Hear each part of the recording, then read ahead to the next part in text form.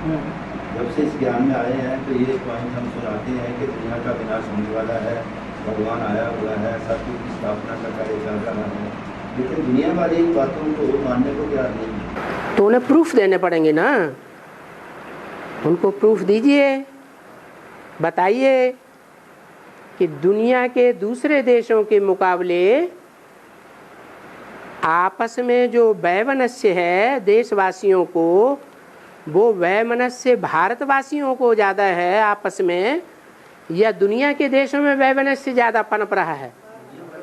दुनिया के देशों में एक जाति होती है और भारत में अनेक जातियां हैं, तो अनेकता वैमनस्य को पैदा करेगी ना दुनिया में। हाँ, लेकिन वो लोग कहते हैं ये तो बहुत पहले से ऐसा होते आया है, राम के जमाने में भी अत्याचार थे, भ्रष्टाचार था। जो लोग कहते हैं वो जानते हैं राम का जमाना कौन से युग में था? उन्होंने तो ऐसा सुना पड़ा है। उन्होंने पढ़ा है तो उनको पढ़ाई पढ़ानी पड़ेगी ना, वो फिर ये कहना कि जहाँ राम राज्य होता है वहाँ रावण कहाँ से आ गया? जवाब दो। वो ये सोचते हैं कि हम जैसे भविष्य वक्ता है, भविष्यवाणी कर रहे हैं। कौन? जैसे हम कहते हैं ना कि दुनिया का समय समाप्त होने वाला है, भविष्य में हम तो प्रूफ भी दे रहे हैं ना कि महाभारत युद्ध को 5000 साल हुए, शास्त्रवादी भी कहते हैं। और जब 5000 वर्ष पहले स्थिति ये थी,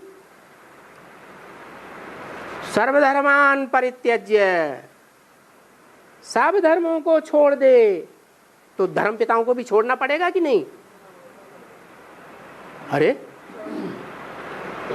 सब धर्मों को छोड़ेंगे तो सब धर्म पिताओं को भी छोड़ना पड़े कि नहीं छोड़ना पड़े? एक धर्म पिता की शरण में आ जा, मेरी शरण में आ जा। गीता का पहला श्लोक क्या कहता है? धर्म क्षेत्रे। तो अनेक प्रकार के धर्मों की युद्ध भूमि, क्षेत्र माने युद्ध भूमि, वो भारत में बनी हुई है या दूसरे देशों में बनी हुई है? भारत में, भारत की राजधानी में चले जाओ, पूरे भारत को देखना हो तो एक राजधानी को देख लो, वहां बराबर बराबर परसेंटेज में लगभग हिंदू भी रह रहे हैं, क्रिश्चियंस भी रह रहे हैं, मुसलमान भी रह रहे हैं, सिख भी रह रहे हैं। बहुतायत है या नहीं रहे सभी धर्मों की? है? और आपस में मनमुटाव भी है कि नहीं है? वो कहे नहीं, सिखों में हिंदुओं में मनमुटाव नहीं है। अच्छा, इंदिरा गांधी के समय चले जाओ, इंदिरा गांधी की जब मौत हुई थी तब क्या हुआ था? है? मनमुटाव सामने आया या नहीं आया? ये अंदर अंदर वैमनस्य की आग भड़की हुई है, सिर्फ दिया सलाई जला के तीली लगाने की देर है। ये भारतवर्ष में जितनी राजनीतिक पार्टियां पनप रही हैं, इतनी राजनीतिक पार्टियां किसी भी दूसरे दुनिया के देश में नहीं है। भारत में जितनी भाषाओं को लेकर के आपस में मोड़ फुटौल हो रही है, देखो तमिलनाडु वाले क्या कहते हैं, हिंदी प्राइमरी स्कूल में भी नहीं पढ़ने देंगे। बताओ कितना भारी वैमनस्य है। कहते हैं अपन को भारतवासी, हम हिंदू हैं और हिंदी से कितनी घृणा। सभी स्टेट्स में भाषा को लेकर के बड़े विवाद खड़े हुए हैं। सिर्फ भाषा की ही बात नहीं, राज्यवाद भी फैला हुआ है। एक राज्य दूसरे राज्य से टकरा रहा है।